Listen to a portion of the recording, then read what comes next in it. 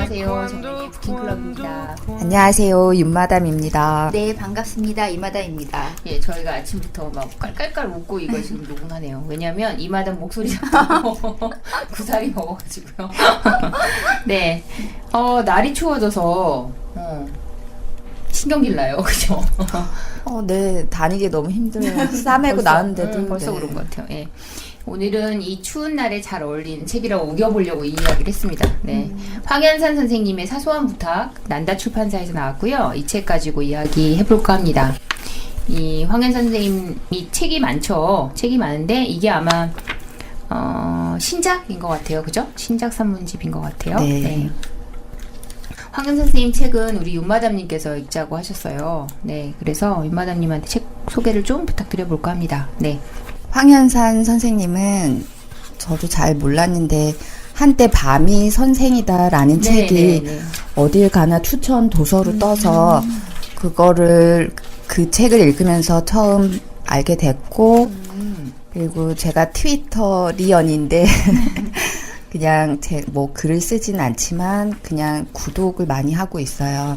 그러면서 이제 황현산 선생님도 트위터를 하고 계신데 올 여름에 많이 아프시다는 걸 알았고, 부고를 접하면서 많은 분들이 시대에 어른이 없는데 그 중에 얼마 안 되는 분 중에 한 분이 가셨다고 많이 안타까워하고, 하지만 이제 마지막에 이 책이 나와서 저도 여름에 구입해놓고 읽지 못하고 있었는데, 제목이 사소한 부탁인데 선생님이 이제 중간에 우리가 사소한 것들을 잘 하지 못하는데 그래서 사소한 부탁들을 한다는 말씀을 해서 제목이 사소한 부탁이 된 것 같고 그런데 깊이도 있고 선생님 문장이 어려워서 그게 사소한 부탁처럼 느껴지지는 않지만 좋은 책이었던 것 같아요. 그리고 시인이자 편집자로 요즘 많은 활발한 활동을 하고 있는 김민정 시인이 트위터를 통해서 이 책을 준비하고 있다는 걸 이제 알고 있었어요. 그래서 김민정 시인이 편집자로 이제 선생님이 계시는 병원에 다니면서 이 책을 편집한 걸로 알고 있고 이 책은 2013년 3월부터 2017년 12월 23일까지 선생님의 산문을 모으고 있는데 이게 좀 낯익은 글은 신문에서 뭐 칼럼으로 그랬던 것 같기도 하고 그렇습니다. 그런 책입니다. 저는 사실 황현산 선생님 부고를 못 들었어요. 부고를 못 들었다가 이번에 뭐 보다가 이제 알게 됐는데 예전에 이제 이 불문학이라고 하는 그러니까 프랑스 문학과 관련된 문학하면 저희 때만 해도 황현산 선생님, 그다음에 김현 선생님 이렇게 많이들 그래서 김현 선생님 책 많이 보고 황현 선생님 책도 많이 보고 번역하신 책도 많이 보고 했는데 그 두 분 다 좀 다른데 좀 비슷하시거든요. 그러니까 굉장히 섬세하고 섬세하신 것 같아요. 깊이가 가늠 잘 안 되는 깊이 같은 것들이 느껴지고 그러다 보니까 또 어떤 분들한테는 좀 어렵게 느껴질 수도 있을 것 같긴 한데요. 여튼 그렇지만 산문집은 좀 그래도 저는 편한 것 같아요. 이 산문집으로 묶여진 책들은 조금 더 편한 것 같고 옛날에 보들란나 이런 분들을 전부 다 황현산 선생님이나 김현 선생님 번역으로 많이 우리가 읽었잖아요. 그래서, 근데 사실 어렵잖아요. 시도 어렵고 다 어렵고. 여튼. 그렇지만, 그런 어떤 문학적 훈련을 받을 수 있었던, 그러니까, 뵌 적은 없지만 은사였던 것 같아요. 저한테는. 프랑스 문학과 관련돼서는. 근데, 돌아가셨구나라는 걸 알게 됐죠. 그게 좀 그랬습니다. 몰랐었어요. 몰랐는데, 이번에 알게 됐어요. 이마담님은 이 책 어떠셨어요? 네. 저는 이 책 구성을 보면 1부부터 4부까지 되어 있는데, 앞에는 이게 사회 현상 관련돼서, 어른으로서 우리에게 해주실 말씀을 적어 놓으셨어요. 그래서 저 같은 경우는 그 부분에서는 조금, 제가 느끼고 있는 것들이 있으니까 이해하기도 쉽고, 이런 관점으로 보셨구나 생각이 들고 뒤에 한 4, 5부는 문학에 대해서 특히 시에 관련된 이야기를 하셨는데 읽은 시가 한 개도 없어갖고 너무 이해하기가 사실은 어려웠거든요. 그러니까 진짜 뭐든지 아는 만큼 보이고 아는 만큼 재밌다는 것을 다시 이 책을 읽으면서 느꼈습니다. 문학 하시는 분들, 그러니까 우리가 어른이라고 말하는 분들 중에 그런 게 있다면 특히나 문학하시는 분들이 쓴 글들 보려면 그걸 쭉 따라와야 되는 게 있잖아요. 그러니까 어느 정도는 같이 읽어줘야 호흡할 수 있는 것도 있는데 그게 없으면 사실은 조금 난해하죠. 영화도 그렇고 예전 영화들도 많이 얘기하고 계시고 막 이러니까요. 그렇지만 어떻게 보면 이게 또 북두칠성 같은 역할도 해요. 아, 내가 이 지점들이 궁금하면 이걸 따라가 보면 되겠구나 라고 하는 거를 알려도 주시니까 그렇게 정보 차원에서 이해를 하셔도 좋을 것 같습니다. 네. 밤이 선생이다는 보셨나요, 윤마담님? 네. 어떠셨어요, 그 책은요? 꽤 오래돼서 생각이 안 나지만 그것도 한 몇 년 됐죠, 선생님? 네네. 4, 5년 됐죠, 지금. 나온 지. 예. 그게 13년에 나왔고 그 이전의 사회 문제들에 대해서 이제 지금 이 형식은 비슷했던 것 같은데, 네. 근데 이 책이 훨씬 와닿았던 게 이제 가장 근래에 우리가 겪었던 일들을 그렇죠. 다루고 있어서, 네, 맞아요. 네, 그리고 읽으면서 안도했죠. 촛불 시위 아니었으면 정권이 안 바뀌었으면 더 뭐랄까 말도 안 되는 상황들이 벌어졌겠다. 그런 생각이 들어서 네. 저는 개인적으로 밤이 선생이다 그 제목이 참 좋았어요. 저같이 야행성인 사람한테 그거만큼 위로가 되는 말이 없더라고요. 저한테 진짜 밤이 선생이었구나. 오프 막 이러면서 좋았던 기억이 있습니다. 이마담이 잠깐 설명해 주셨지만 이 책도 4부로 나뉘어 있어요. 편집자가 의도를 가지고 나눴겠죠. 네, 뭐 이렇게 시간 순으로 되어 있는 것도 있는 것 같고요. 볼 때 보니까 그렇게도 되어 있는 것 같고 말씀하신 것처럼 좀 사회적 현상이나 사회적 사건에 대해서 얘기하시는 부분을 앞단에 배치하고 뒤에 문학 이야기를 배치한 네, 그런 형태로도 편집이 되어 있는 것 같아요. 네. 책 이야기를 다 해드릴 수가 없죠. 당연히 다 해드릴 수가 없습니다. 그래서 읽은 꼭지 중에서 이게 대체적으로 한 2-3페이지 정도부터 한 4-5페이지 정도 한 꼭지가 이렇게들 이루어져 있거든요. 주제별로요. 그래서 읽으신 것 중에 좀 인상적이었고 울림이 있었던 이야기들을 몇 개 정도 각자 해주시면서 이야기를 해볼까 합니다. 네.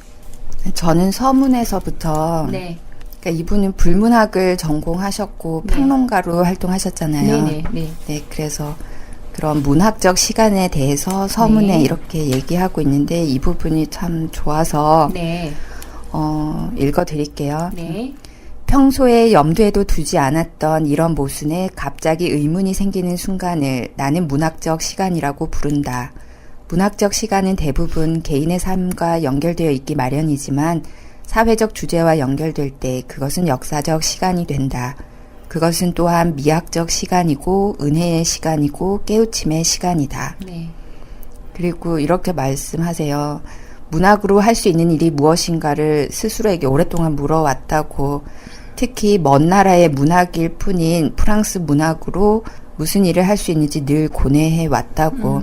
근데 이런 고뇌가 그래서 느껴지는 게 그러니까 오래 산 사람의 뭐 지혜라고 해야 되나? 경험으로서 아랫사람한테 이렇다 저렇다 할 수도 있는 걸 애둘러서 본인도 많이 생각하고 돌아 이렇게 얘기하는 것 같아요. 그러니까 단도직입적으로 본인의 생각을 강요하는 것이 아니라 본인도 그 뭐 현상이라면 현상에 대해서 깊이 생각하고 거기 들어가는 과정을 글로 써서 우리랑 얘기하고 있다는 느낌?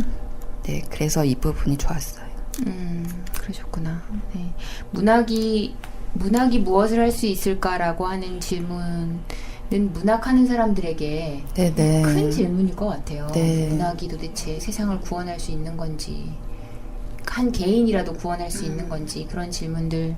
그리고 특히나 예를 들면 언어라고 하는 게 다르기 때문에 결이라고 하는 게 다르기 때문에 다른 나라의 언어 문학을 연구하신 분들한테는 더 그럴 수도 있을 것 같다는 생각이 들어요. 그런데 참 재미있게도 우리가 진화의 시간까지는 모르니까요. 역사의 시간으로 본다면 인간이라고 하는 것들이 가지고 있는 보편성이라는 게 있잖아요. 인간사회가 가지고 있는 그런 맥락에서 본다면 어느 나라 문학을 연구했건 뭐 그거는 별로 중요하지 않은 게 되지 않을까. 그 서문 저도 참 와닿았습니다. 네. 서문 이야기를 해주셨으니까 서문 이야기는 패스를 하고요. 네, 이마담님은 어떤 이야기들이 눈에 들어오시던가요? 오늘 아침에 뉴스 첫 번째 헤드라인이 지금 우리 위안부 관련돼서 일본으로 돈 받은 돈을 운영하는 재단 있잖아요. 네, 그 재단 이제 여성가족부에서 해산하기로 했다고. 네. 그런데 보통 해산하려면 2, 3개월이면 되는데 1년 정도 소요될 것 같다는 앵커의 말이 오늘 있었거든요. 근데 여기 보면 그런 내용이 나와 있어서 네. 아무튼 철부지 정부가 일본과 무슨 협약을 했건 그건 정부의 일일 뿐이니 한국인들이 자기들의 손으로 세운 소녀상을 철거할 이유는 없다. 그래서 돈부터 건넨 일본 정부는 한국에 사기를 당했다고 고래고래 소리를 지른다. 사기는 무슨 사기? 우리가 보기에 일본이 서둘러 꾸려낸 협약은 조카가 값진 땅을 헐값에 사보겠다고 엉뚱한 팔푼이 삼촌을 꿰어 계약서를 쓴 꼴에 진배 없다. 라는 말이 나오는데요. 오늘 아침 뉴스를 네. 보면서 정말 그렇구나 라는 네. 생각을 다시 한번 해서 그 10억이었나요? 그게 아마 그 정도 네. 금액으로 알고 있어요. 그죠? 그러니까요. 네. 팔푼이 삼촌 하고 계약하면 안 되거든요. 네, 네, 그래서 그쵸. 우리가 법적으로 한정치산자, 금치산자 이런 거를 네, 주는 네. 게 그런 거 안 하게 하려고 그러는데 그러니까요. 그런 사람들이 계약을 하면 안 되죠. 네, 그런 사람들이 계약을 하면 안 되는데 그렇게 했고 돈을 받았다는 이유로 돈을 줬다는 이유로 그거를 빨리 무마하고 싶은 마음들이 어디서 왔을까요? 팔푼이에서. 팔푼이에서. 네. 그분 별명이 칠푼이었던 게 생각나네요. 그러니까 이 황현 선생님이 쓰고 있는 어떻게 이거를 일기로 봐도 무방할 수도 있어요. 네, 네. 매일매일 어떤 사건들을 대하고 예를 들면 지금 말씀하신 네, 것처럼 네. 사회면의 기사를 보고 그런 걸 보면서 이제 쓰신 글인데 대부분의 주제가 어떤 주제들은 문학과 관련된 건 좀 다릅니다만은 일반적인 주제들은 다 입대기 조금 어려운 문제들이 네, 네. 많죠. 그런데 윤마담님이 말씀하신 것처럼 내가 너네들보다 오래 살아보고 오래 공부해보니까 아이고 세상이 이렇더라 이러지 마라 이렇게 말씀하시지는 않아요. 우리가 이제 그거를 꼰대 여법이라고 한다면 그런 것들을 우리도 그렇게 실수할 때들이 있잖아요. 근데 그렇게 말씀하시지는 않고 굉장히 오랜 시간 숙고해서 내가 생각해보니 나의 생각은 이렇다. 이러면 이렇게도 생각해볼 수 있지 않을까라고 하시는 것 같아서 저는 늘 태도주의자라서요. 선생님의 태도가 참 좋은 것 같아요. 네, 마음에 와닿고 물론 어떤 대목은 저도 황현 선생님의 고집스러운 어떤 지점들은 다 좋지는 않아요. 다 좋지는 않지만 그래도 좋았던 부분입니다. 네.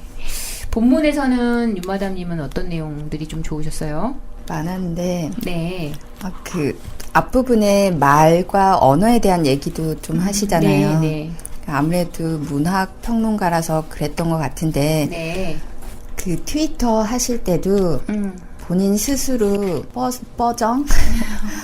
뻐정이라는 버스 정류장의 줄임말 이런 거를 스스로 알아내고 기뻐하면서 트위터를 날리곤 하셨는데 난 지금 뻐정이라고 한 우리말 생각했어요. 뻐정. 버스 정류장 뻐정이라고 그럽니까? 네. 아이고. 근데 이제 그러면서 욕설이나 그런 말로서의 다른 네. 기능들에 대해서 얘기하면서 축약어는 좀 다른 것 같다.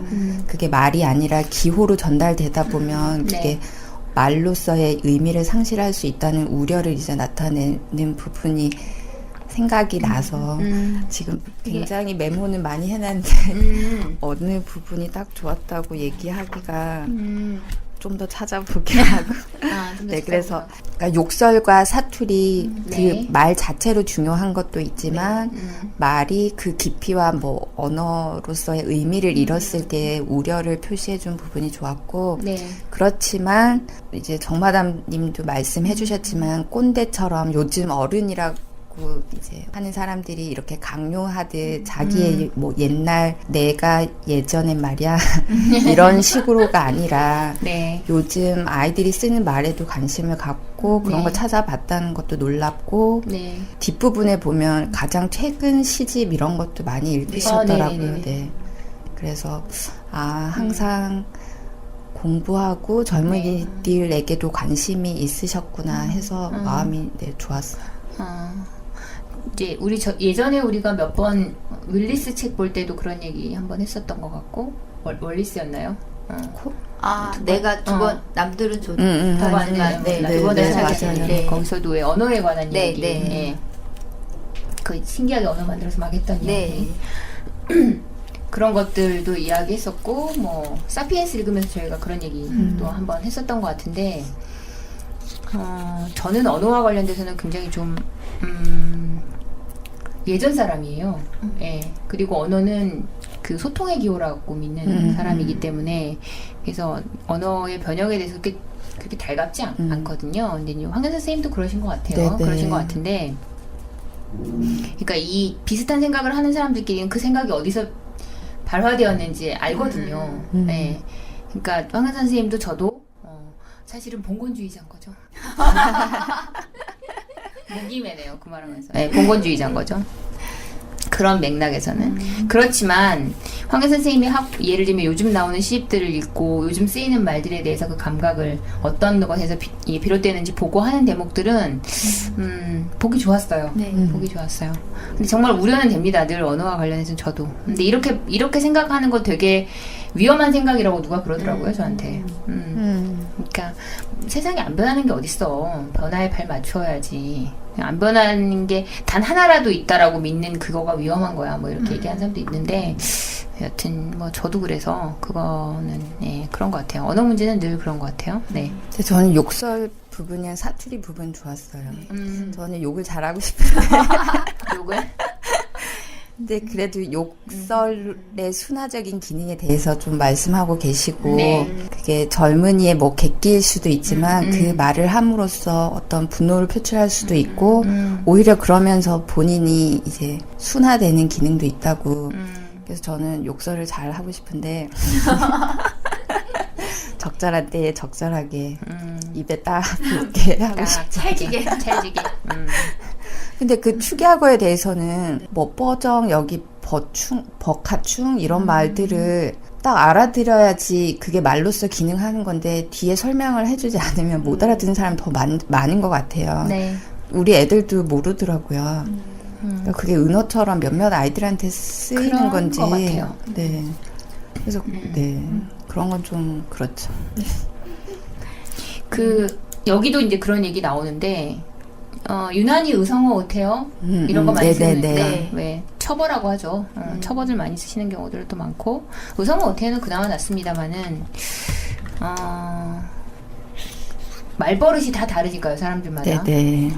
여러분도 혹시 눈치채셨는지 모르겠는데 윤마담님은 민망하시면 웃어요. 네. 네, 그렇죠. 그런 경우가 있어요. 그다음 이마담님은 죄송합니다. 목이 잠겨가지고. 이마담님은, 저 민망하시면 말을 안 해요. 말을 안 해요.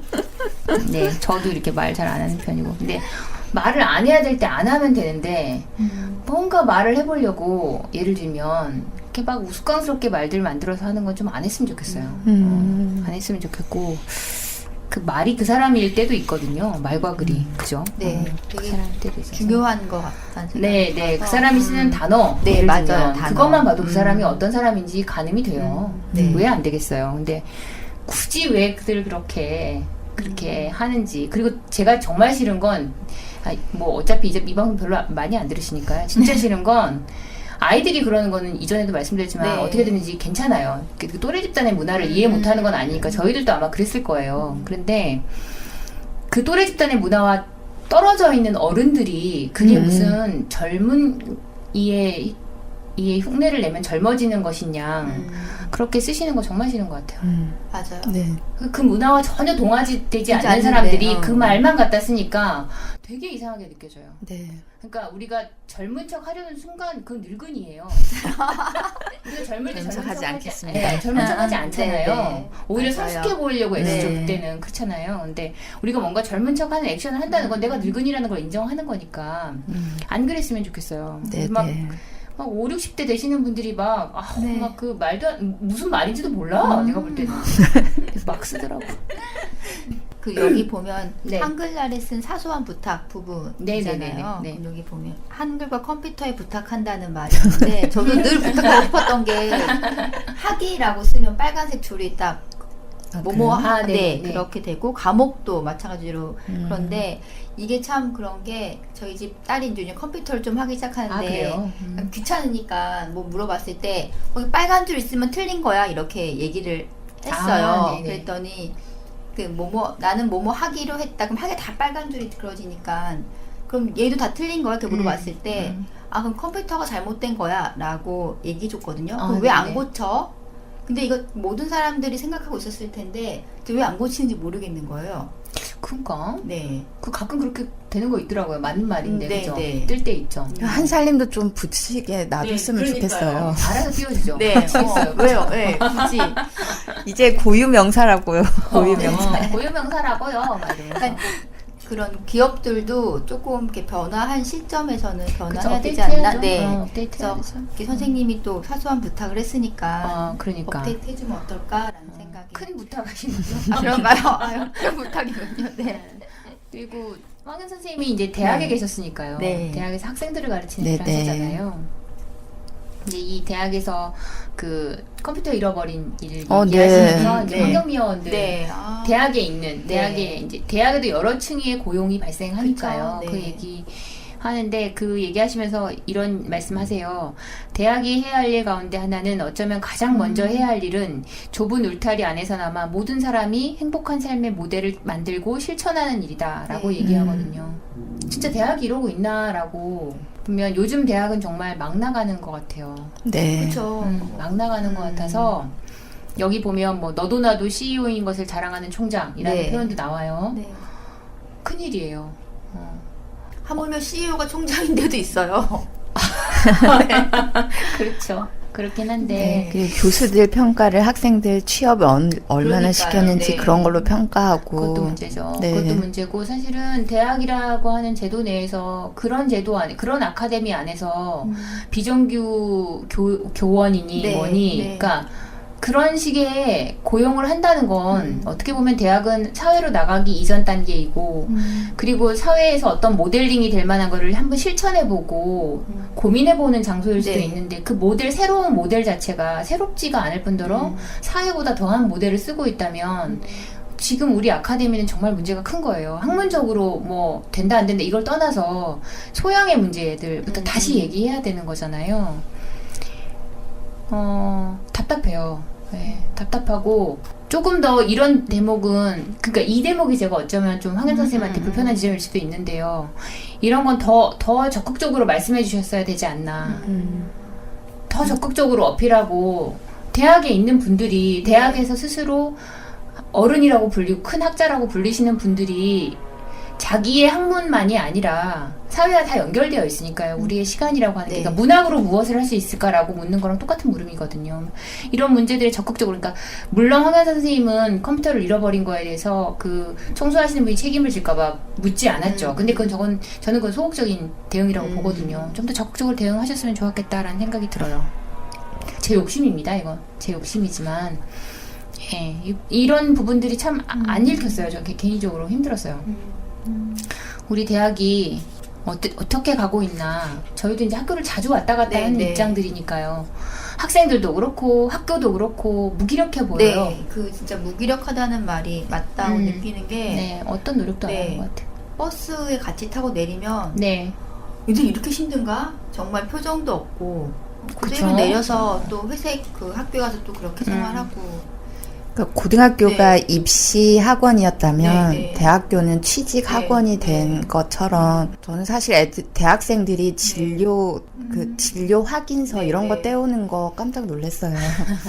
아니 뭐 그러니까 결석을 결석을 체크 안 하고, 하려고 결석을 이제 출석으로 인정받으려고 하는 건데 저는 왜 애들이 고등학교 때 하던 운동을 네. 대학교 때까지도 하는구나. 그 출결이 굉장히 중요해졌나 봐요. 우리 때는 5기로도 일부러 빠지고 공부하기 싫어서 빠지신 거잖아요. 뭘 5기로 빠지고. 그때는 근데 그런데 연연하는 거를 좀 부끄러워하고 그랬던 것 같아요. 그러니까 만약에 그러니까 아프거나 그리고 뭐 누가 돌아가셨거나 그럴 때 뭐 증명이 필요하지 않고 그냥 교수님한테 얘기하고 비록 그게 거짓말이었어도 이제 교수님도 믿고 뭐 그랬는데 지금은 그러니까 제가 잘 몰라서 하는 소리일 수 있어요. 취직할 때 그게 결석 체크된 게 얼마나 영향을 끼치는지 제가 몰라서 그럴 수 있는데 그래서 애들 그냥 고등학생 같고 좀 안 됐기도 하고 근데 또 생각해보면 가장 자정 노력이 안 일어나는 데가 또 대학인 것 같아요. 네. 교수님들이 가장 먼저 뭐 이론과 학문 아니 이론과 실제를 동떨어지게 하고 계셔서 그런 건지. 네, 아카데미가 그런 게 커요. 네. 그러니까 가끔 이렇게 보면 도시를 그림으로 표현하면 도시가 다 잿빛이어도 예를 들면 아카데미가 있는 지점만큼은 서울을 만약에 도시를 그린다 그러면 붉은색이거나 노란색이거나 푸른색이거나 이랬으면 좋겠어요. 저는 개인적으로. 그렇죠. 거기라도 그래서 와 저기가 아카데미가 있는 곳이야. 즉 이 시대를 다시 짊어질 청년들이 치열하게 공부하고 치열하게 사랑하고 치열하게 논의하는 장소라는 걸 내가 알아볼 수 있으면 좋겠는데 요즘에는 다른 데는 우글부글한 것 같은데 오히려 아카데미가 회색이에요. 네. 그게 어디에 있는지 모르겠고 무엇을 하는지 잘 모르겠어요. 물론 뭔가를 하고 있겠지만 그래서 그럼 그게 왜 그런가라고 생각해보면 정말 아주 선생들의 책임이 커요. 크고 여기서 또 보면 이제 황현 선생님이 그런 얘기 하시는데 진정성과 관련된 얘기 하거든요. 이 단어처럼 힘든 단어 없는 것 같아요. 그죠? 진정성이 어떻게 정의되건 그것은 한 인간이 제 마음 깊은 자리에서 끌어낸 생각으로 자신을 넘어서서 자신을 객관화할 수 있을 때에만 확보된다라고 얘기하세요. 정말 맞는 말 같아요. 네. 우리가 학생을 또는 선생을 진정성 있게 본다, 진정성 있게 평가한다는 건 이 정도는 돼야 되는 거예요. 그러면 지금처럼 행동할 수 없을 것 같아요. 네. 배움이 충만한 걸로는 부족해요. 그러니까 현실에서 구현되지 않는 배움이 무슨 의미가 있을까 싶어요. 네. 그래서 황현 선생님의 고민들이 잘 녹아 있기도 했고 그럼에도 조금 더 나서주시지 하는 제 안타까움도 이 책을 읽는 내내 존재했습니다. 네, 그냥 제 안타까움인 거죠, 이거. 이 정도로도 선생님은 할 걸 다 하셨을 수도 있어요, 그죠? 네, 좋게 아쉬울 때가 많죠.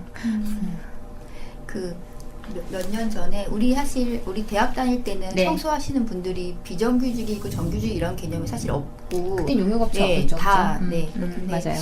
그 용역업체가 생기기 시작하면서 네. 저희가 다니던 대학교에서 그게 메일이 다 온 거예요. 졸업생들에게 그러니까 학생회에서 그 학교가 처음인가로 용역을 쓰기로 결정을 한 거예요. 학교 내에서. 네.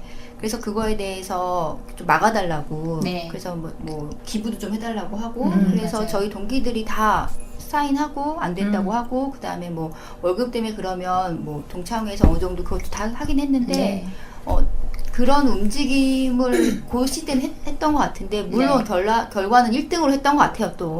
네. CEO가 오죽하겠어요. 그런데 이제는 그런 시도도 안 하고 있다는 생각이 드는 거죠. 기껏 오는 메일이 뭐 그냥 찬조해달라는 거, 왜 찬조해달라는 게 없는 거예요. 그때는 그나마 그분들의 인건비가 비싸서 용역을 쓰려고 하니 이런 거에 찬조가 좀 더 필요하다. 그래서 그런 명분이 있었기 때문에 그래 우리도 하자, 모르는 애들한테도 연락해서 하자 이렇게 했는데 지금 그냥 단순히 찬조인 거죠. 찬조가 왜 필요한지도 모르겠어요. 건물을 그렇게 많이 짓고 있는데. 그래서 대학이 지금 뭘 하고 있나, 정말 돈벌이 하고 있나 라는 생각이 들죠. 그렇게 되면 지금 유치원 사태랑 뭐가 다르지? 맞아. 다 사유재산이라는 거잖아요. 자본주의 극단으로 갖고 있는 게 교육 사업이 아닌가 지금. 너무 답답하고 그래요. 교육은 경제학적으로 분류해도 가치제예요. 네. 예, 공유제랑 조금 다른 가치제에 들어가거든요. 그런데 그렇게 하면 안 되죠. 그 사적재화처럼 그렇게 하면 안 되는 거죠. 안 되는 거고 안타깝습니다. 169페이지에 황현 선생님이 하신 말 중에 그런 말이 있어요. 한 인간의 내적 삶에는 그가 포함된 사회의 온갖 감정의 추이가 모두 압축되어 있다. 한 사회에는 거기 몸담은 한 인간의 감정이 엷지만 넓게 해석되어 있다. 한 인간의 마음속에 뿌리를 내린 슬픔은 이 세상의 역사에도 뿌리를 내리고 있다고 믿어야 할 일이다. 한 인간의 고뇌가 세상의 고통이며 세상의 불행이 한 인간의 슬픔이다. 그 점에서도 인간은 역사적 동물이다. 네, 그러니까 우리가 말로만 우리 인간이라고 하는 존재들이 사회 안에서 엮여있다, 네트워크되어 있다라고 말할 게 아닌 거예요. 네. 네, 누구의 슬픔, 나의 슬픔, 누군가의 슬픔, 이 사회의 슬픔이 다 연동되어 있다는 걸 알아야 돼. 우린 역사의 시간 안에 살고 있기 때문에 그렇거든요. 근데 그거를 동떨어진 양 학교에서부터 그렇게 하는 건 매우 위험한 일이죠. 그래서 황현 선생님의 이 말씀은 사소한 부탁은 아니에요. 네네. 그렇죠. 큰 부탁이신 거죠. 큰 부탁으로 진정성이라는 말도 내가 살고 있는 사회라는 말도 우리라는 말도 돌이켜봐야 될 때인데 그게 나를 넘어서지 않으면 안 되는 일인 거죠. 근데 나를 넘어선다는 건 굉장히 어려운 일이고요. 그렇지만 우리가 밤이 길거든요. 밤에 술 마시는 것도 좋지만 그런 것들도 해야 되지 않을까라는 생각이 들었습니다. 네. 그래서 이게 굉장히 많은 이야기들이 들어있지만 다 연결되어 있는 말들이에요. 이거 보면 아시겠지만, 그런 부분들이 참 인상적이었습니다. 제가 대학을 못 벗어나고 있으니까 대학이 영 눈에 거슬리네요. 그렇지만 여기서 한마디 드리면 저희가 몸담고 있는 성공회 대학은 그런 문제들을 거의 다 대학에서 해결하는 곳입니다. 그래서 다 정규직으로 전환을 하셨고요. 그래서 그래도 신학이라고 하는 걸 가지고 있는 대학이잖아요. 그래서 참 보기 좋은 것 같아요. 그런 면에서는. 안정적인 직장입니다. 지금 성공회 대학에서 그런 우리 같이 고용되어 있는 모든 그런 분들은 안정적인 직장에서 일하시고 계십니다. 아름답죠. 강사들도 이제 안정적인 직장. 강사는 아닙니다. 강사는 그런 거 안 됩니까? 안 됩니까? 강사는 그런 거 안 되고요. 대한민국 사회가 그렇다니까요. 막 이러면서. 굉장히 많이 뭔가를 거의 책이 덕지덕지 수준인데 계속 넘겨만 보시면서 어떻게 얘기를 해야 될지 모르겠어요. 그냥 내가 좋아서 붙여놓긴 했는데. 그럼 그 얘기 하시면 되죠. 근데 하나 옛날 생각이 났던 게 그 오리찜을 먹는 법. 거기서 온 두 손을 다 적셔가면서 먹어야 된다고. 그런 문장이 좋으셨습니까? 온 손을 다 적셔가며 먹어야 한다는 문장이? 그러니까 이것도 태도의 문제를 얘기하는 것 같아요. 음식이든 책이든 거기에 듬뿍 몰입해서. 근데 제가 항상 이제 모순된 삶을 살고 있기 때문에 마음은 막 온갖 열정을 다 쏟고 싶은데 항상 좀 귀찮고 게으르고 그래서 손가락만 담궈 보는 그런 스타일이라서. 근데 이제 오리 얘기를 하면서 그렇게 두 손을 듬뿍 기름을 묻혀가면서 이제 음미하면서 먹어야 된다고 하는데 그래서 생각난 게 제가 기숙사에 잠깐 있을 때 매실주를 담갔어요. 기숙사에서. 오마이갓. 그래서 그거를 뒷마당에 그 이제 선배한테 삽질 좀 해달라고, 그리고는 그거를 파 묻고 100일이 지나면 먹기로. 근데 물론 아무렇게나 아니에요, 매실주는. 근데 그런 막연한 믿음이 있었던 거죠. 100일을 묵혀야 된다. 그래가지고 땅을 파는 것도 지금 먹겠는데. 기숙사 뒤를 팠다고? 큰일 난 사람들이네. 그래서 그거를 묻고 또 어느 날 이제 놀다가 맥주를 한두 잔씩 마시게 됐는데 술이 이제 떨어진 거죠. 그냥 입가심만 하기로 했는데 원래 술은 입가심에서 끝나지 않는 법이기 때문에. 입을 가실 일이 아니죠. 그러더니 갑자기 다들 나를 쳐다보더니 매실주를 꺼낼 때가 됐다. 이상하게 그때 남자 선배들도 있었는데 나랑 내 친구랑 둘이 나간 거예요. 그거를 이제 파겠다고. 깜깜하고 나무는 다 똑같이 생겼고 분명히 큰 돌은 올려놓은 것 같은데 큰 돌이 너무 많았던 거죠, 마당에. 그래서 찾지를 못하고 여긴가 그랬더니 그 친구는 내가 존경하는 게 굉장히 열정적인 친구라서 이제 두 손을 막 적시는 친구예요. 그래서 저는 꼬챙이 하나를 들고 손에 흙이 묻을까 이렇게 꼬챙이로 땅을 파고 있는데 걔를 보니까 내가 암치케나 가르쳐 준 데를 두 손으로 막 땅을 파고 있는 거예요. 네, 그렇죠. 그래서 결국 걔는 두 손에 담뿍 흙을 묻혀서 여기저기를 파봤지만 찾지 못하고 빈손으로 돌아왔는데 아직도 행방이 묘연해. 대단한 건데. 제가 봤을 때 폭파했지 않았을까. 그러니까요. 더운 여름에 이미 터졌을 것 같은데. 나중에 한번 가봤을 때 거기 공사를 하고 있어서 더 찾을 수가 없었어요. 그랬구나. 네, 그래서 본인은 흙을 묻히지 않았다라고 하는 기억이 났구나. 이게 항상 삶의 후회처럼 나는 왜 두 손을 항상 담그지 못할까 그런 후회는 있지만 생긴 게 그래서 아직까지도 그렇게 갖고 있네요. 네. 근데 아니, 어떻게 학교 뒷마당에 땅을 팔 생각을 오직 술을 먹어보겠다. 분명 몰입하는 지점들이 있긴 하세요. 그러니까 땅을 파는 건 정말 땅을 팠다는 말에 정신을 잃었네. 생각 한 번도 안 해봤어요. 그럼요. 네, 진짜로. 저희는 다시 땅 팔 데도 없고요. 생각 한 번도 안 해봤네. 그런 생각. 그러니까 어떤 사람들은 선동가적 기질이 있는 사람이 있고요. 어떤 사람들은 실천가적 기질이 있는 사람들이 있는 것 같은데 윤마담님 약간 선동가적 기질이 더 있는 것 같아요. 맞아요. 그러니까 손에 흙은 안 묻히는 거예요. 저런 사람들은. 맞아요. 실천하는 사람. 왜냐하면 마르크스 있잖아요. 네. 자본론 쓰신 우리 마르크스 할아버님은 평생 살면서 돈을 한 번도 벌은 적이 없어요. 직업을 한 번도 가진 적이 없습니다. 노동의 문제에 대해서 그렇게 뼈저리게 말씀하신 분이 단 한 번도 자기 손으로 돈을 벌지 않아요. 그리고 엥겔스에게 보낸 편지들이 있거든요. 마르크스 편지를 보면 매일 편지를 써요. 매일은 거짓말이다. 한 달에 한 번씩 편지 써서 무슨 얘기를 하냐면 돈이 없다. 돈을 보내라. 힘들고. 엄청 삶이 힘들다. 나 같으면 그 삶을 그렇게 두지 않아요. 그러니까요. 그러니까. 근데 난 정말 짜증이 머리끝까지 났거든요. 그걸 보면서. 엥겔스가 그때마다 또 돈을 보내. 착실하게. 엥겔스는 자본가였기 때문에. 네네. 공장을 하고 있었잖아요. 그렇기 때문에. 여튼. 그런 삶이 있는 것 같아요. 근데 요즘은 그런 삶이 부러워요. 맞아요. 정말. 제가 제일 부러워하는. 네, 윤마담 삶이 제일 부러워요. 뭘 별로 애쓰지 않아도 대충 다 되고요. 뭐 맞아요. 모르겠는데. 그러니까. 아닌데. 집에서 무수리처럼 살고 있는데. 네, 또 어떤 것들이 재밌으셨나요? 우리 이제 문학과 관련된 얘기 좀 해볼까요? 네, 뒤편에 나왔던 얘기들. 네, 근데 진짜 문학은 모르시겠다. 읽은 만큼 아는 건데, 네. 이런 게 있었나? 사실 영화 곡성 이런 건 엄청 유명한데 제가 절대 볼 수 없는 영화고. 네, 곡성 못 보시죠. 그렇죠. 네, 그래서 좀비 나와요, 좀비. 네, 그래서 저도 안 봤어요. 읽는데 되게 이게 훨씬 어려운 거예요.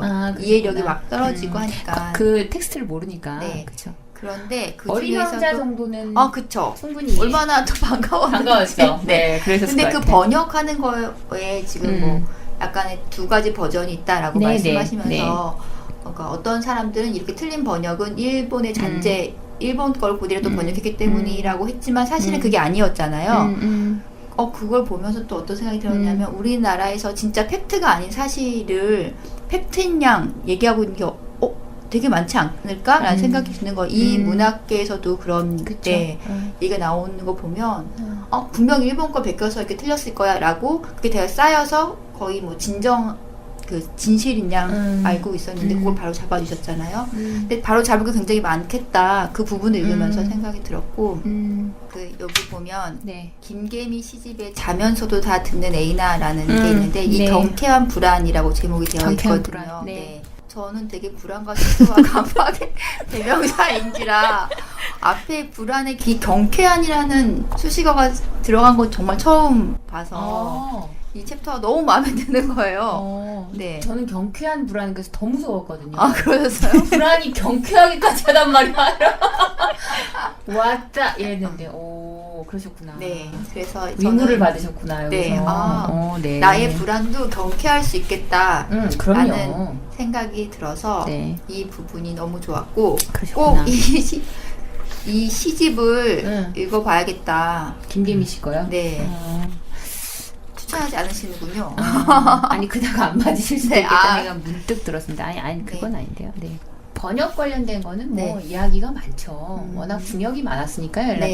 그 고전 문구 이런 거 대부분 일본판 중역 많았었어요. 예전에는. 네, 그랬을 것 같아요. 그랬을 것 같고. 우리 심지어 만화 같은 경우는 대부분 우리 어렸을 때 봤던 거. 저번에 동화 경제사 할 때도 되게 아쉬웠던 게 일본판을 번역해서 보다 보니까 오리지널이랑 너무 다른 것들이 되게 많았잖아요. 네, 맞아요. 근데 이제 가끔 그런 생각은 들어요. 이제 이 어린 왕자의 번역에 대한 오해 챕터에서도 그런 생각이 들었지만 시를 번역하는 게 제일 힘들다고 하거든요. 그런 것 같아요. 불가능하다고 해요. 우리 예전에 그 봤던 영화에서 보면 패터슨이었나요? 영화에서 보면 그 일본 문학자가 하는 말이 나와요. 시를 번역하는 것이 어떤 것이냐면 우비를 입고 샤워를 하는 것이다. 정말 저는 그때 무릎을 탁 쳤거든요. 그 둘이 같이 앉아서 그 장면이 그 말을 해요. 정말 그런 거. 너무 비유가 적절해서 네, 샤워한다는 느낌이 어떤 느낌인지 정말 훅 와닿는 거예요. 훅. 시는 정말 그렇게 무의미할 수도 있겠구나. 그런데 그러면 우리가 예전에 읽었던 많은 번안시들 있잖아요.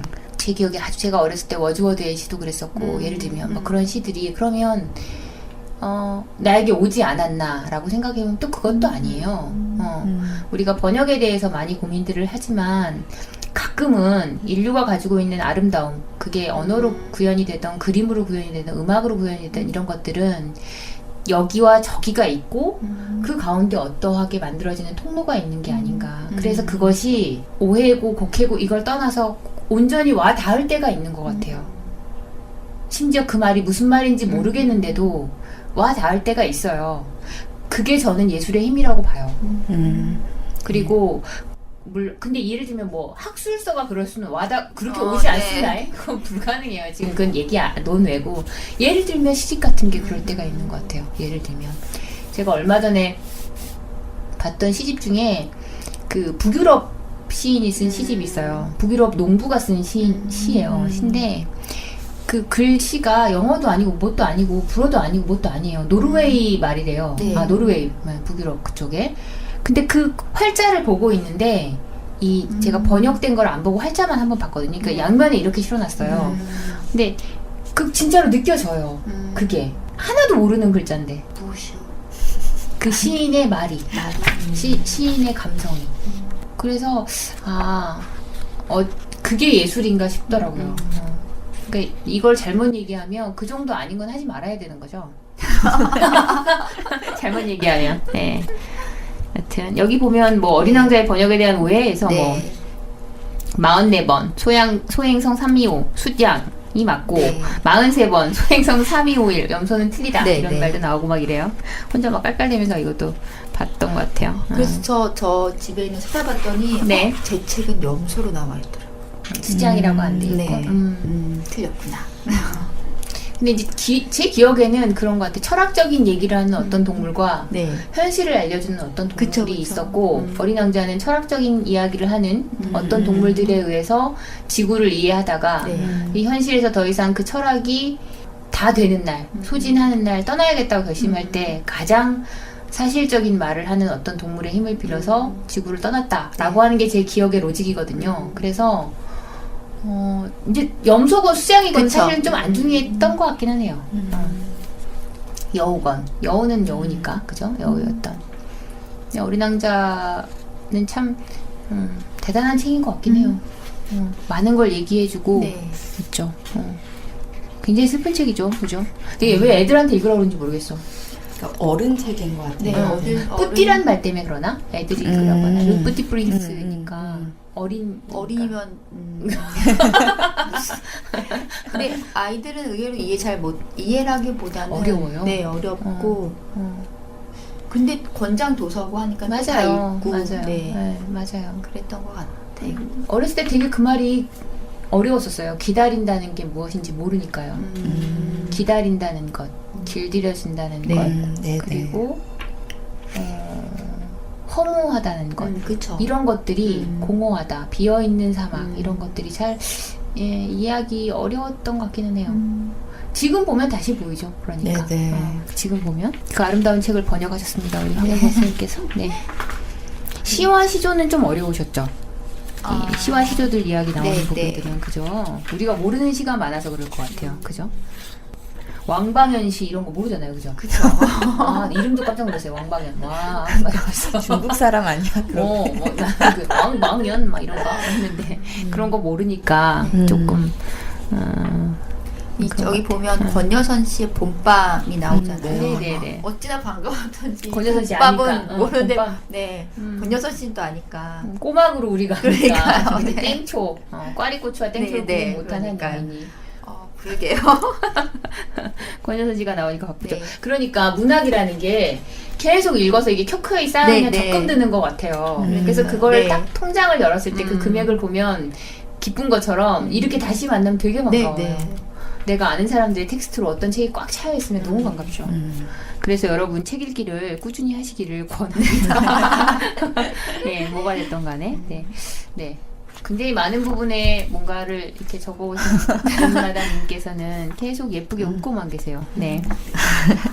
제가 그러니까 하나 더 말 꺼내기가 어려워요. 근데 괜찮아. 이런 시 붙이기가. 이게 뭐 상영시라고 하는 게 나오는데 상영시 네. 네, 그림 여성의 얼굴 네, 모양. 아니 저는 사실 처음 봤거든요. 이렇게. 저도요. 네. 맛의 부채. 네. 이렇게도 시를 쓰는 게 있나? 뭐 이런 생각도 들고.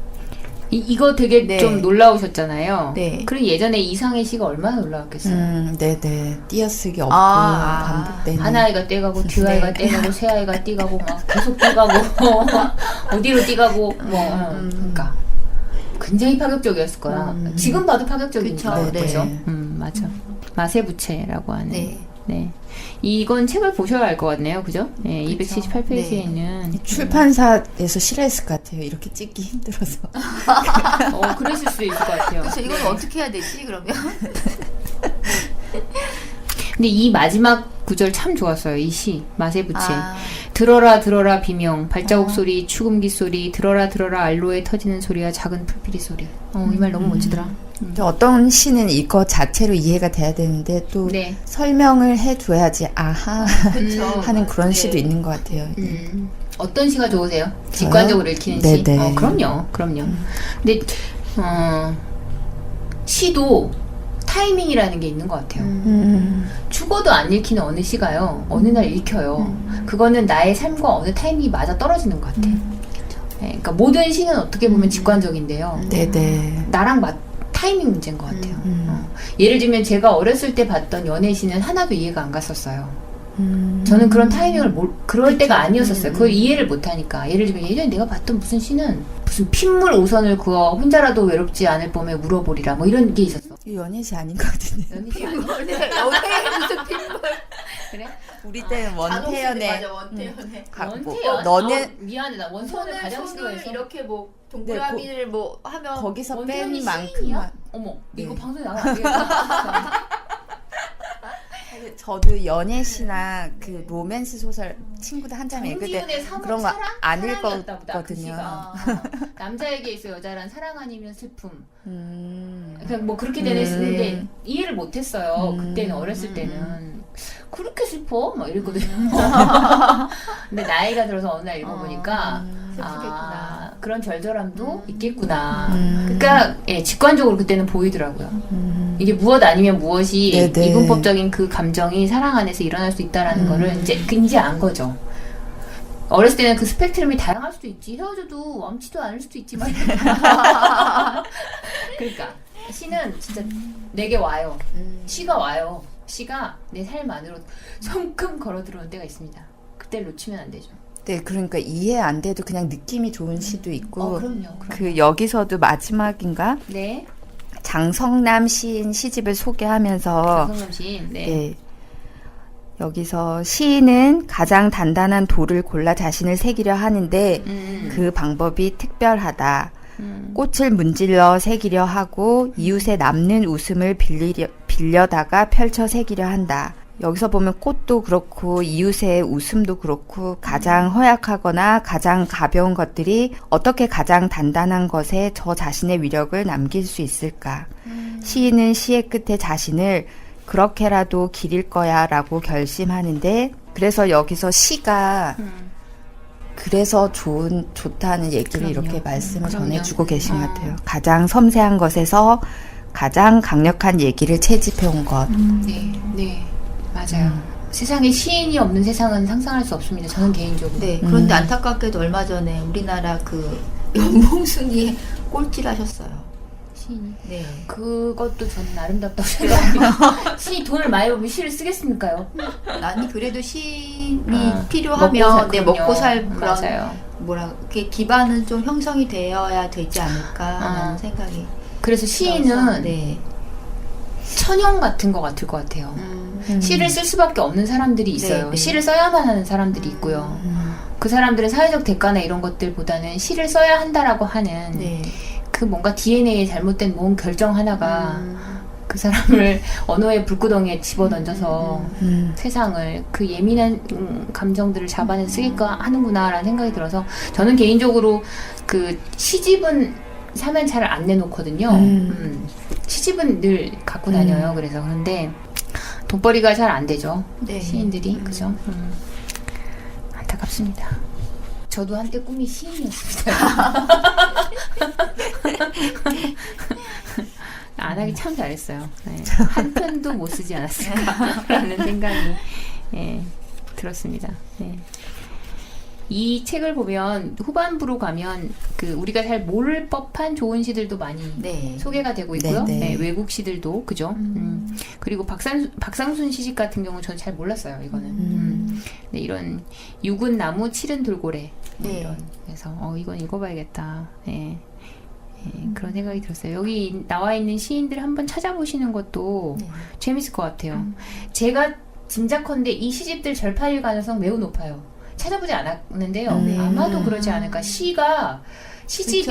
2번, 3번 찍히는 경우가 그렇게 많지 않습니다. 생각보다. 아, 정말 안타깝네요. 그래서 시집은 딱 봤을 때 사야 돼요. 한 번 찍고 끝나는 시집이 많아요. 예, 가슴 아픈 이야기지만. 그래서 좋은 시집을 만나시면 무조건 사십시오. 그리고 이 김계미 시집 자면서도 다 듣는 애이나 이것도 한번 읽어보시면 좋을 것 같아요. 네. 그 시인 하니까 또 문득 생각나는데 시인은 정말 감수성이 예민해서 눈에 보이지 않는 것도 볼 수 있는 사람인 것 같아요. 그래서 얼마 전에 그 지구 주변에 있는 별들이 저렇게 사실 작게 반짝이잖아요. 그런데 망원경이 발명되기 전에 어떤 과학자가 저 너무나 멀리 있기 때문에 빛이 여기까지 오는데 시간이 오래 걸려서 단번에 이렇게 밝게 크게 눈에 보이지 않는 거다라는 가설을 세웠을 때 아무도 믿지 않았대요. 근데 그런 가설을 처음에 만들어낸 게 보르헤스인지 보들레르인지 그러니까 시인이었다고. 눈에 보이지 않지만 우리에게 오고 있다라는 가설을 처음 내놓은 게 시인이었다 하더라고요. 시인이면 보들레르겠죠? 그쵸. 보들레르가 맞는 것 같아요. 네. 보들레르는 발음도 예쁘지 않아요? 그죠? 뭔가 보드랍잖아요. 아닌가? 근데 별로 안 좋아해요. 보들레르 안 좋아요? 시가 좀 무섭고 그리고 여성 혐오도 있고 여성 혐오에 대해서 또 이 어르신께서 이렇게 섬세하게 다뤄주신 것도 좀 놀랍기도 했어요. 뭐 다 혐오하잖아요 서로. 그러니까 맞아요. 뭐가 뭐를 넣는다 이런 말도 우습죠. 이 여성 혐오라는 말을 쓰시는 분도 남성 혐오를 하시는 분들도 많고요.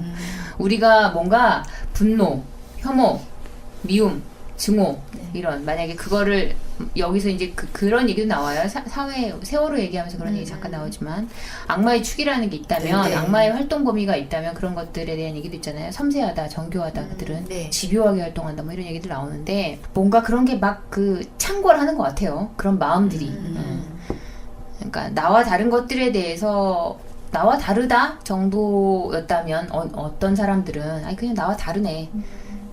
라면 나와 다른 것들에 대해서 무조건 싫어하는 현상들이 있는 것 같아요. 네. 근데 저도 이 말로부터 절대 자유롭지 않습니다. 저도 일견 인종주의자고요.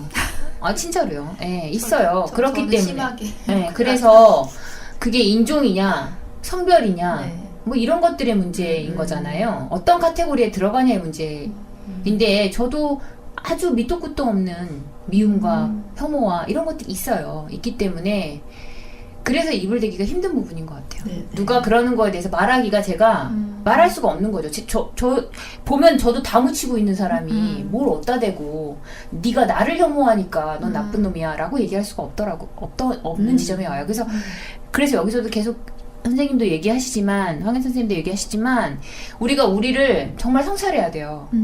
나를 넘어서는 생각 그게 진정성이다라고 얘기하시는 것처럼 우리가 지금 내가 어떤 생각을 하고 있고 내 지점이 어딘지를 정확하게 보지 않으면 굉장히 우스꽝스러운 짓을 할 수도 있는 거예요.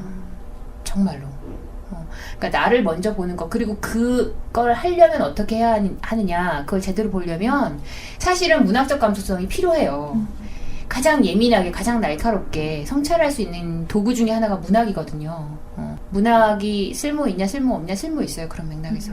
그래서 갈수록 말을 잃게 되는 것 같아요. 말하기가 무서워요. 네. 그래서 말을 잃으시면 안 돼요. 그때 나를 보고 나를 성찰하고 나의 잘못을 되짚고 그리고 나의 잘못을 말함과 동시에 타인의 잘못도 얘기하면서 우리 같이 이러지 말아보자라고 얘기해야 되는 거죠. 그게 어른의 몫이에요. 우리가 나이를 먹는 게 그냥 밥만 많이 먹으면 안 되는 거죠. 진짜로. 나의 부끄러움과 그대의 부끄러움을 결합하여 이 부끄러움을 덜어낼 방법들을 찾아내는 게 우리가 어른으로서 할 일인 것 같아요. 부끄러우니까 말을 말자. 그거는 어떻게 보면 부끄러운데 말을 하는 사람들에 비하면 굉장히 진일보한 거라고 얘기할 수도 있지만 어떻게 보면 숨는 거예요. 숨어버리는 건 좋지 않습니다. 그건 어떤 방식으로든지 옳지 않은 것 같아요. 그러니까 우리 시대에 어른이 없다? 왜 어른이 없다고 우리가 말하겠어요? 우리 시대에 정말 성현이나 어른이 없겠어요? 있겠죠. 행동하는 어른이 많지 않기 때문에 그럴 수도 있어요. 근데 행동한다는 게 제약 조건이 많아요. 왜냐하면 나를 돌이켜봐야 되니까요.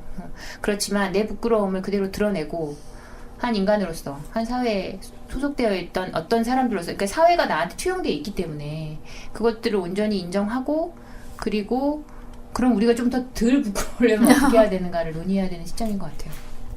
네. 제 안에 너무 많은 혐오가 있어서 저도 부끄럽습니다. 진짜 사는 게. 네. 이게 한국의 남자들만의 문제겠습니까? 네. 네, 그쵸. 근데 진짜 좀 요즘에 그렇긴 한 것 같아요. 결코 이 책은 사소한 부탁으로 이루어진 책은 아닙니다. 네. 김민정 시인이 이 제목을 김민정 시인이 뽑았나요? 아닌가? 네, 그런 걸로 알고 있어요. 그 편집자로서 제목을 또 잘 뽑기로 유명하다고. 시인이니까. 네. 여기 보면 한글 아래 한글 컴퓨터 관련돼서에 나온 이 멘트잖아요. 사소한 부탁. 이 전체 책 내용은 사실 굉장히 조금 어찌 보면 되게 무겁고 그 부탁을 한다고 해서 이루어지기가 굉장히 많은 시간이 걸리는데 사실 그 챕터의 그 부탁은 가능할 것 같다는 생각이 들어서 아마 제목을 이렇게 쓰지 않았을까라는 생각도 문득 들었습니다. 그리고 사소한 거는 우리 할 수 있잖아요. 하다 보면 뭔가 큰일까지. 그쵸. 이 책을 사셔서 처음부터 절대 안 보셔도 돼요. 네, 그냥 책 갈라지는 대로 그 가르마 따라서 그냥 그렇게만 읽으셔도 되는 것 같아요. 네, 이 책을 보면서 가장 불편했던 거 신경림 씨 얘기하는 부분. 그냥 말씀드리면 저는 신경림 씨 안 좋아합니다. 네. 신경숙 씨는 더 안 좋아하고요. 신경림 씨 얘기하는 부분하고 신경숙 씨 얘기하는 부분들에서 좀 그거는 그랬어요. 신경숙 씨 정말 안 좋아합니다. 그냥 얘기할래요.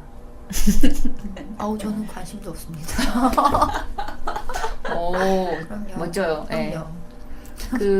혹시 이 방송 듣는 분들 중에 문청을 꿈꾸시는 분들이 있다면 그런 식의 백교 오기는 안 하셨으면 좋겠어요. 그리고 백교 온 것에 대해서 그런 식의 자아 분열적인 변명은 안 하셨으면 좋겠어요. 이 자리를 빌려서 다시 한번 신경쓰기 싫어합니다. 네. 전 잘 모르는데 엄마를 부탁해는 되게 감동적으로 읽었어요. 술술 읽혔고 잘 읽었는데 혼자 공부해서 성공한 문학인으로 가끔 소개되기도 하잖아요. 혼자 습작을 통해서 문인이 되었다고 아무 생각 없었는데 남편분도 유명한 편집인인가 그러더라고요. 평론가. 그래서 그때 표절 시비 때문에 이제 몇 번 기사화 됐을 때 읽어보긴 했었는데 좀 그랬죠. 그때 제대로 처신만 했었어도 근데 요새 못 나오시잖아요. 그래서 근데 그런 것 같은 게 그때만 제대로 처신했었어도 라는 말이 되게 엄청난 무게인 것 같은 거예요. 쭉 그렇게 살아와야 그런 딱 상황이 되었을 때 올바르게 처신할 수 있는 거잖아요. 그래서 그렇게 순간순간 잘 처신 못한 사람들, 저도 그렇겠지만 보면 그렇게 쭉 안 살아왔기 때문에 맞아요. 정답이에요, 정말. 왜 그 사람이 그 순간에 그렇게밖에 할 수 없지? 그 사람은 그렇게밖에 할 수 없는 사람이에요. 한 번도 그렇게 안 살아본 거예요. 그러니까 표절 논란이 그때 이제 언론에 불거져서 그런 거지 그 전부터 쭉 있었다고 하는 거 보니까 제대로 그때부터 계속 그렇게 처신을 했었던 거죠. 그러니까 재밌게도 우리 왜 흔한 말로 그 나이 들면 그 얼굴이 그 사람이라고 하잖아요. 그거 거짓말 아니에요. 정말이에요. 살아온 대로 누적돼서요. 살아온 방식대로 행동할 수밖에 없기 때문에 툭 튀어나오는 잘못은 10대 때는 할 수 있는데요. 일정 이상의 삶을 살고 나서 툭 튀어나온 잘못 잘 안 돼요. 우리 관성으로 살거든요. 대부분. 인간은 관성을 무시할 수가 없어서. 그러니까 신경숙 씨의 그런 대처는 신경숙 씨가 그렇게 살아온 거예요. 늘 땜빵하듯 자기 잘못을 땜빵해 오고 대충 넘어가고 대충 숨고 그러면 시간이 지나면 유야무야 될 것이다 라고 생각하는 그런 아주 나쁜 삶을 살았기 때문에 오늘 어쩌다 내가 신경숙 얘기가 나와가지고 이렇게까지 하는데 그러니까 그렇게 살면 안 되는 거죠. 그렇게 살면 안 돼요. 네, 그렇게 살면 신경숙 씨나 신정아 씨나 도찐 개찐이죠. 독인 개긴입니다, 진짜 둘 다. 자꾸 막 안 간 데도 갔다 하고 막 간 거 같다 하고 막 안 봤다 하고 막 이렇게 되는 거죠. 예, 현실 부정의 대표적인 사람들이잖아요, 지금. 신경숙 씨와 신정아 씨 둘 다 신시네요. 그러네. 그런 거는 안 해야 되는 거예요. 그리고 우리가 그런 사람들을 사회 안에서 이해하려고 할 필요도 없어요. 왜 이해를 해야 돼, 내가? 이해할 필요 없죠. 그런 문법으로 살면 안 됩니다. 문학하는 사람, 특히나 문학한다는 사람이 그러면 안 되죠. 네. 황현산 선생님의 사소한 부탁이라는 책을 보시면 이 책이 처음이든 아니면 황현산 선생님의 책을 쭉 읽어오셨던 간에 느껴지는 게 있으실 거예요. 이 심지 있는 사람의 말을 갖는 힘 같은 게 있어요. 이분은 나름의 자기 심지가 분명하신 분이거든요. 그 심지가 잘 서 있는 사람이 어떤 거를 볼 때 쓰는 그 말들, 생각들은 되게 뭐라 할까요? 다 일맥상통하죠. 그러니까 우리가 그런 심지를 가져야 되는 것 같아요. 우리도 각자 개별의 어떤 심지들을 다 가져야 되는 거. 연필만 심이 있는 게 아니고 사람도 심지라는 게 있으니까요. 그래서 이 글을 보면 뭐라고 그럴까요? 아주 오래되고 잘 숙성된 막 간장 같은 느낌? 그런 느낌이 나요. 있어야 할 맛만 있고 대부분은 잘 이렇게 날아가고 그런 고갱이만 예쁜 고갱이들만 잘 남아있는 그런 그리고 이런 것들이 어떤 트렌디함으로 절대 될 수 없고 이 정도의 시간을 이 정도의 고뇌와 이 정도의 공부와 이 정도의 성찰을 통해서 살아낸 사람만 쓸 수 있는 글이다라는 생각도 들어요. 그러니까 이런 글을 우리가 이제 이런 글을 쓸 수는 없겠지만 그래도 이렇게 살아내면 우리의 말이 우리의 글이 아주 소소하게나마 누군가한테 울림을 주지 않을까라는 생각을 하면서 빠져나왔던 책입니다. 읽어보셨으면 좋겠어요, 다들. 그리고 이 황현 선생님은 문학 하시는 분이었으니까요. 문학이 세상에 무엇이 될 수 있는가 혹은 문학으로 세상을 어떻게 뭘 할 수 있는가라는 고민을 하잖아요. 자기 직업이 가지고 있는 것을 가지고 모든 사람들도 자기 자리에서 그런 고민을 한 번씩 해보면 좋을 것 같아요. 예를 들면 우리는 공부를 다시 또 뭐 해보려고 하니까요. 이 공부를 가지고 나와 세상을 어떻게 밝힐 수 있는가, 무엇을 할 수 있는가를 생각해보는 후회하고 계신다고. 네, 그런 생각을 한번 해보는 것도 어떨까. 생협운동 할 때도 그랬을 거 아니에요. 예를 들면 그때는 세상을 바꿀 수 있을 것 같았죠. 바꿀 수 있어요. 근데 우리가 4시간으로만 보면 안 바뀌는데 길게 보면 바꿀 수 있어요. 오고 오는 수많은 사람들이 조금씩 바꿔나가겠죠. 그렇게 생각하면 되는데 4시간 안에 끝내려고 하면 못하고요. 그건 못하고. 자, 책을 마무리를 해볼까요? 네. 괜히 신경숙 씨 얘기를 어떻게 드러내죠? 저는 좀 급하게 읽었어요. 그러니까 선생님이 이렇게 깊은 사색을 하며 깊이 있게 써놓은 문장, 좀 어렵게 느껴졌던 문장을 나 역시 생각을 좀 하고 고민하면서 읽었어야 되는데 좀 급하게 읽어 내려간 것 같다는 생각이 들어서 여러분들은 시간을 가지고 생각을 많이 하며 읽으셨으면 좋겠고 저도 시간 날 때 펼쳐보고 그런 생각하는 시간 그래서 선생님처럼 깊이 있고 또 애둘러서 전곡을 찔릴 수 있는 그런 사람이 되고 싶습니다. 나비처럼 날아 벌처럼 쏘겠다는 얘기를 하신 거죠? 네, 꼭 그러신 분이 되기를 바랍니다.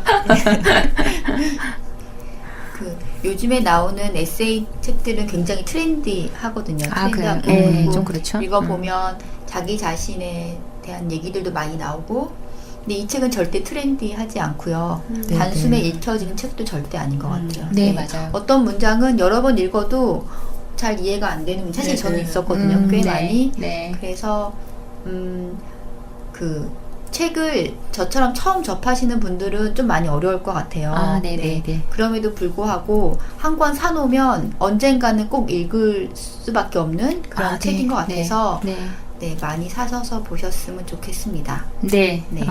두 분 다 잘 읽으신 것 같네요. 예. 그 선생님의 책의 193페이지에 보면 그런 말이 있어요. 시는 현실에서 시작하나 현실에 묶이지 않는다. 시를 읽자. 네. 황현 선생님이 가장 목소리 높여 말하고 싶었던 말이 이 말이 아니었을까. 저 혼자 그렇게 가늠합니다.